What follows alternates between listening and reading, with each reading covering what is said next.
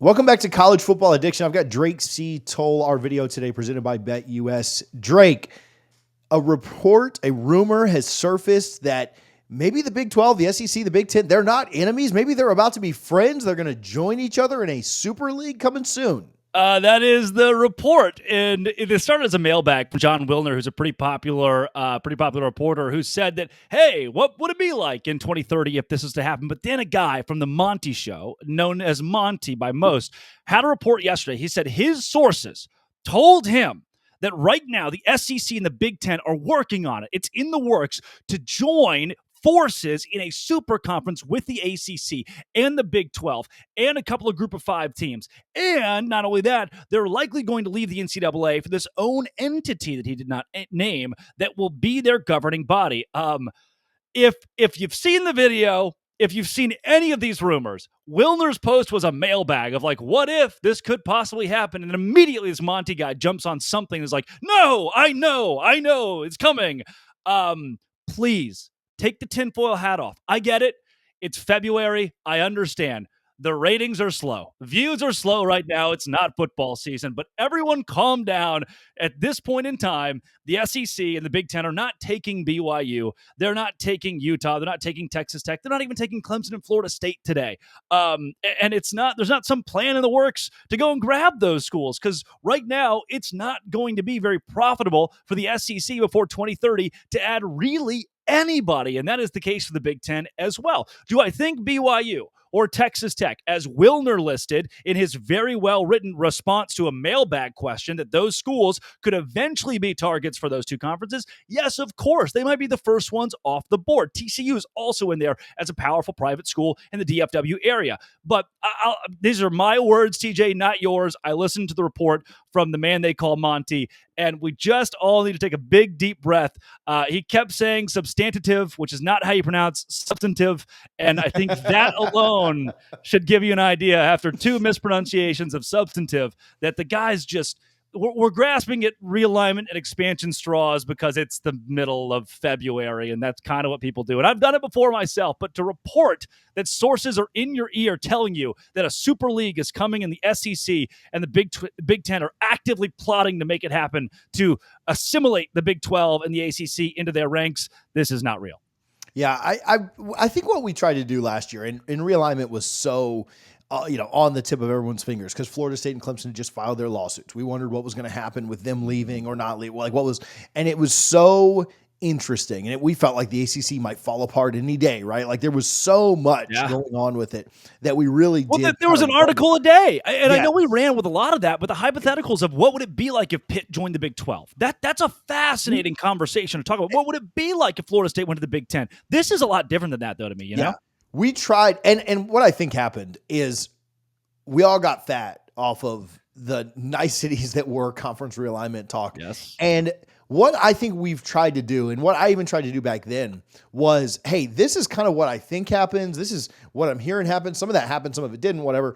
And then we would try and tell people like, hey, this is a theoretical conversation. Like I just did one with a couple of guys the other day where we drafted teams. I had one do the SEC and one do the Big Ten, and I was lobbing up teams to them, and we drafted them.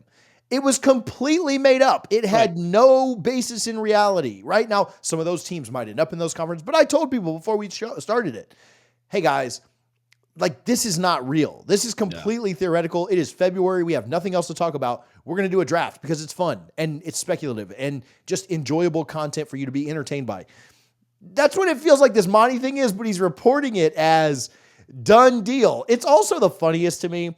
You can tell when people really have no clue when like a mailbag thing gets answered, and then all of a sudden this bright new idea pops. Sources have now told me this thing that Wilner read a mailbag question on, this thing is happening. Yeah, I've just been told this thing is happening. I will get right back to chatting with Drake, but first I want to give some love to our friends over at BetUS. Make sure you're using our code YouTube150 to get a 150% sign-up bonus on your first deposit, 125% on your next 2 deposits, all of that up to $2,000. Again, the code is YouTube150 over at BetUS. We appreciate them for their support. Go check them out today.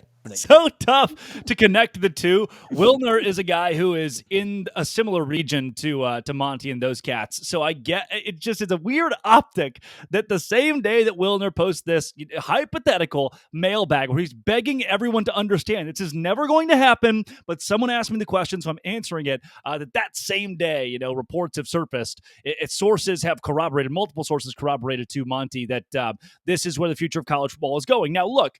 I get throwing things against the wall and hoping they stick. There are a ton of these random Twitter accounts who report stuff all the time. And honestly, in a way, it is our job to address those. What are the possibilities? Could it happen? Is it feasible? North Carolina was one a couple of weeks ago where it was, hey, will they leave the ACC with Florida State and Clemson? That's a very viable question. That's one that I don't mind answering and doing as a topic on a show because it is topical. This, however, to come to the table and say that I know my sources said this is going to happen. That's when it starts to get really, really dangerous. And I would implore everyone who's listening to just take it all with a grain of salt. North Carolina joining the Big Ten, North Carolina joining the SEC in 2030, that's not out of the picture. That's really, really not, with Clemson and Florida State as well.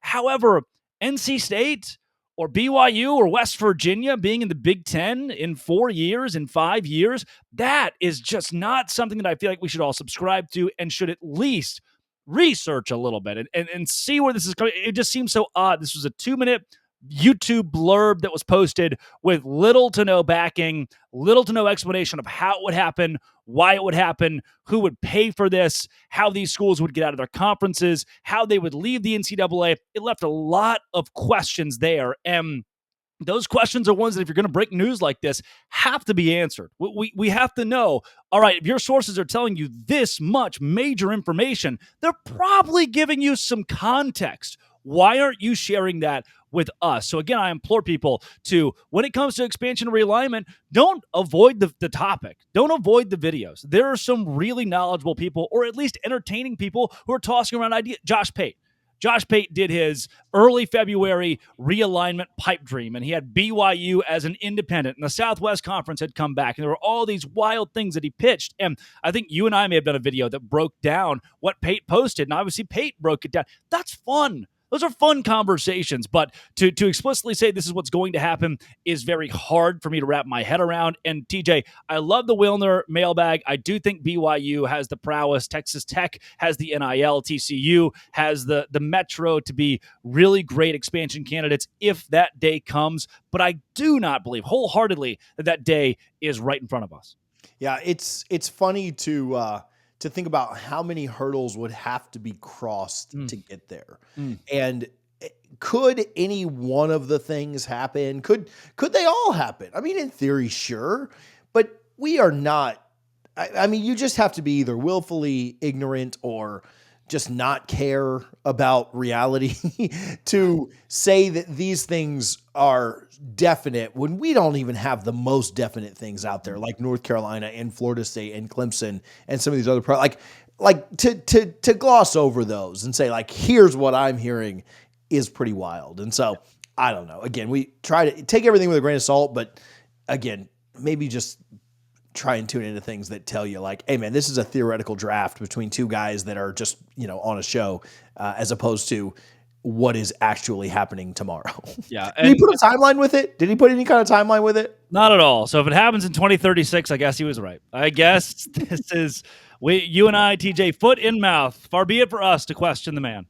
If I get views on a video from 2025 in 2036, I will send him a gift basket. I'll have to find Monty's address and send him a gift basket for the fact that I don't think he's going to share his address with us. Not us. Drake, where can people follow you, man? Where can they find more of your work? Yeah, at Drake C. Toll or at LO Big 12 on Twitter and wherever you find your podcast with Locked On Big 12.